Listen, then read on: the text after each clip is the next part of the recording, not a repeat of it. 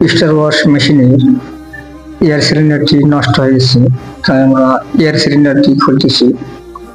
Air সিলিন্ডারটা খুললাম, এখন টেবিলে ওয়ার্কশপে নিয়ে আসছি এয়ার সিলিন্ডার কি সমস্যা হয়েছে এটা চেক করার জন্য।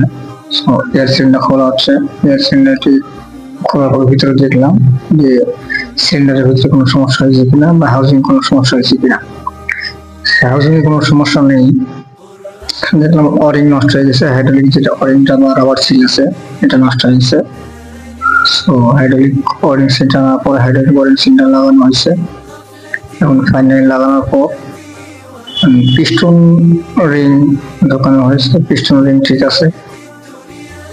পিস্টন লাগানোর পর নাট বল্টগুলো ভালো করে লাগানো হচ্ছে। নাটগুলো লাগানো শেষ হলে আমরা ফাইনালি ইয়ার চেক দিয়ে দেখবো। এবার ইয়ার প্রেসারে দেখলাম ঠিক আছে। এখন মেশিনের উপরে এসে লাগানোর জন্য ফাইনালি এটা লাগানো হচ্ছে। লাগানোর পর সুন্দর করে নাট টাইট দেওয়া হচ্ছে, নাট টাইট দেওয়া শেষ। এখন সিলিন্ডারের উপরে কভারটা লাগানো হবে। ফাইনালি সিলিন্ডারের কভারটা লাগানো শেষ এন্ড প্রবলেম সলভ। ভিডিওটি কেমন লাগলো সবার কাছে সবাই লাইক কমেন্ট শেয়ার ও সাবস্ক্রাইব করে নিতে হবে, সবাই জানাবেন। ভিডিওটি যদি ভালো লাগে থাকে তাহলে সবাই লাইক কমেন্ট ও সাবস্ক্রাইব করবেন। ভিডিওটি দেখার জন্য সবাইকে ধন্যবাদ।